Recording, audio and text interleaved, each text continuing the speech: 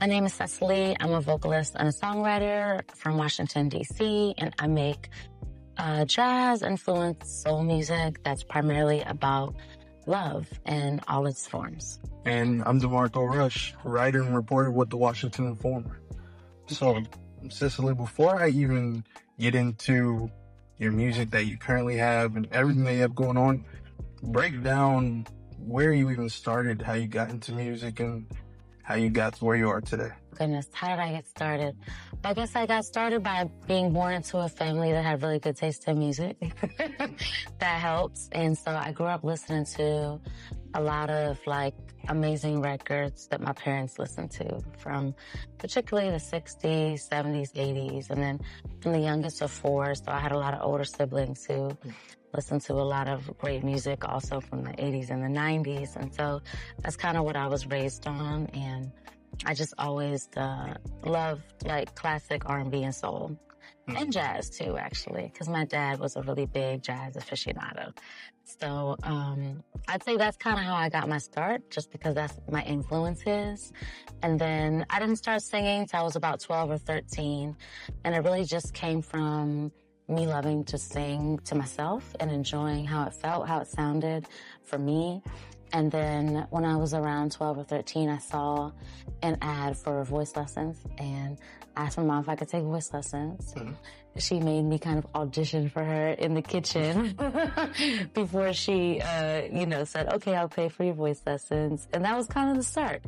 I took voice lessons all through high school and college, but I wasn't sure I wanted to be a musician, a full-time artist until I was around 20, 21 years old. And I was studying political science in school. Yeah. Wow. So my degree is in political science. But I've never really used it. I just, I wanted to finish my degree because I was still interested in the stuff I was learning. Mm-hmm. So I went ahead and finished my degree, but I kind of refocused my energy on, okay, how do I do this? How do I be a musician, professionally, how I do that full time? And I'll say 15 years later, I'm still figuring it out. So you and Brandon Lane, you guys have created this kind of unique vintage look and style to you. Yeah. Break down how you came up with this idea, and it's kind of elevated and made you go viral a certain way. So talk about that a little bit. Yeah, so the original concept of just doing things as a duo came from me. I put out a song in October 2022 or 23 called I Am Love, which was kind of like a retro soul song. And so it was kind of inspired by another song by Dionne Warwick called Deja Vu. So I had an idea that I wanted to do a cover of that song to kind of give light on my influences. But I just, for some reason, I don't know why, but for some reason I thought, man, this might sound really dope as just bass and voice. Mm-hmm. And so I went to Brandon, I told him I had this idea, and he was like, yeah, let's do it. And that was the very first video we put out together. And even that did really well. It kind of blew up on TikTok a little bit, just organically. And so we kept kind of doing that. We, decided, okay, let's do another one. People were in the comments, requesting songs and stuff. And it just kind of grew from there. And then eventually, people were asking when can I get this on streaming? And when can I put this on my playlist? And so we finally said, okay, let's just make a project. And so last year, November of 2025, we wrote out an EP of 5 songs, just some of the ones we really liked doing from the kind of social media stuff. Yeah. And I kind of had this concept of, we should do the photo shoot and kind of all of the, the branding around it should definitely have that kind of mid-70s aesthetic. Afros. Yeah, the afros, the picked out fros, we both have afros, so it just felt natural, let's just pick them out, Let's just do the big afro, I kind of wanted this kind of 60s color scheme that was orange and blues, because I like that color scheme. And I just wanted it to feel vintage, but not in not in kind of a a tacky way, like where you might dress up for Halloween or something. You want to right. Yeah, but like I wanted to bring kind of the elegance and like the beauty and like the Black beauty of like that 60s, 70s moment. And just do it for us right now. And to both of our surprise, that really resonated with people. Like when we posted the first video of us doing Deja Vu, it just took off, like with no promotion, no ads behind it, no nothing. It just took off, and people really responded to seeing that, that kind of vintage look, and also the feeling of the music too has that feel to it. One of the songs on the EP, you guys redid Don't Ask My Neighbors by The Emotions.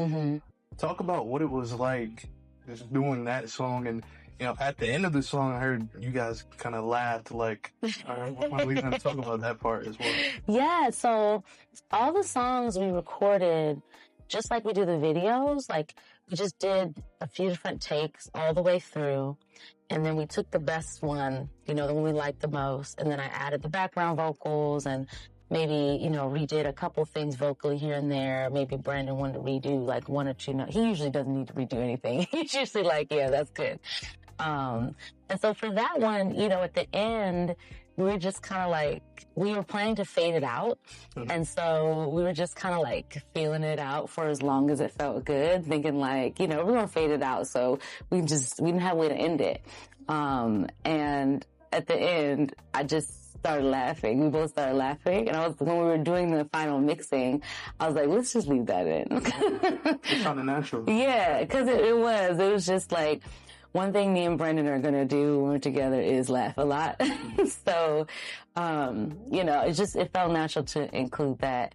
And like singing the emotions is never easy because first of all, there's 3 of them and there's one of me. So, doing the different parts and everything, but also like their voices just sit really high and people think of me as a soprano. I am a soprano, but like even for me, the emotions, they sing real high.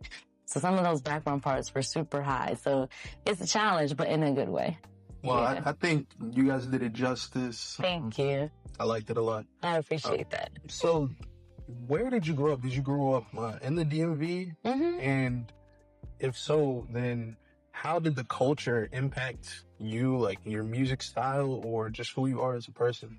Yeah, I grew up like in and around DC. So I was born in DC and lived in like upper Northwest in Shepherd Park until I was around 10. Then we moved to Annapolis and I went to school out there, lived out there for a few years until we moved back to DC. I lived in Southwest for some time, but I went to high school in Bladensburg, Maryland. So like I've just kind of been like a DMV girl. Yeah, at least the D and the M part, right? For my, almost my whole life now. Now I live in Silver Spring. So yeah, DC is definitely home. And I think, it's interesting, like, culturally, you don't realize how special DC is until you go somewhere else. Like, yeah, for sure. I think that was really beautiful as being a young Black girl growing up in DC is that there was never anything I felt like I couldn't do. You know what I'm saying? Like, I remember when I was in high school, I did a program at the University of Michigan, like a summer program type of thing. And a friend of mine I made out there was from Detroit. And she said she wanted to be a lawyer, but she had never met a Black person who was a lawyer. And growing up in DC, like I literally couldn't imagine that because everybody's Black here. We have lawyers, we have mayors, everybody, so you don't think about it as like, there's never any limitations. So like when I was growing up, I loved to sing, but I also wanted to be a diplomat. Like that's what I wanted to be like an ambassador or something. And that was never something I felt like was like totally out of reach. At the same way, like, I studied classical voice when I was in, high school and college. Never felt like I couldn't be a Black opera singer. Like, it just never felt like there was anything I couldn't do. And I really didn't appreciate that until I went other places and realized that other people didn't have that growing up. So I think that is really special.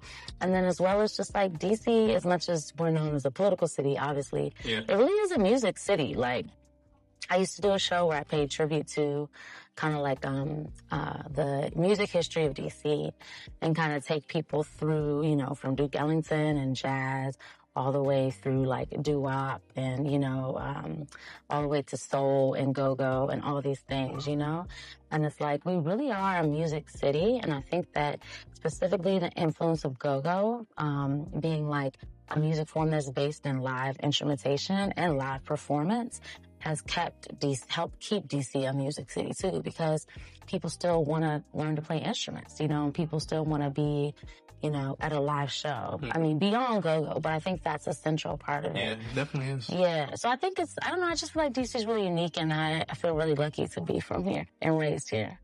So just like you said, how you've been around music your whole life, I've kind of been around music my whole life. My mom, she's a songwriter. And so she has a group called Far Cry Songs, and they write songs for different artists. And I've seen sometimes they're writing the lyrics beforehand, sometimes they're finding the beat and then putting the song together. What is your process like for creating a song? Are you someone that you need that beat, or you have to have the lyrics before you can even go in the studio? It's funny that you say that, because I literally was on the metro on the way here. I was writing a song on my phone.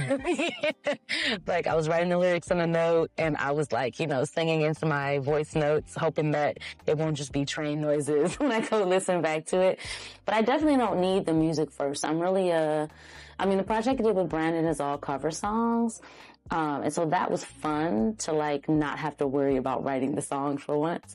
But like my previous 3 projects I put out are all original music, and I really do take a lot of care with the writing. Like, the words are really important to me. The messages are really important to me.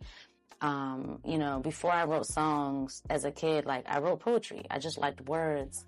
So I find for me that usually lyrics and melody come together. And then I'll usually sit down at the keyboard. I'm not a very good piano player, but I'll sit down at the keyboard and kind of mess around, see if I can find something. Or I'll take it to a friend of mine who can actually play.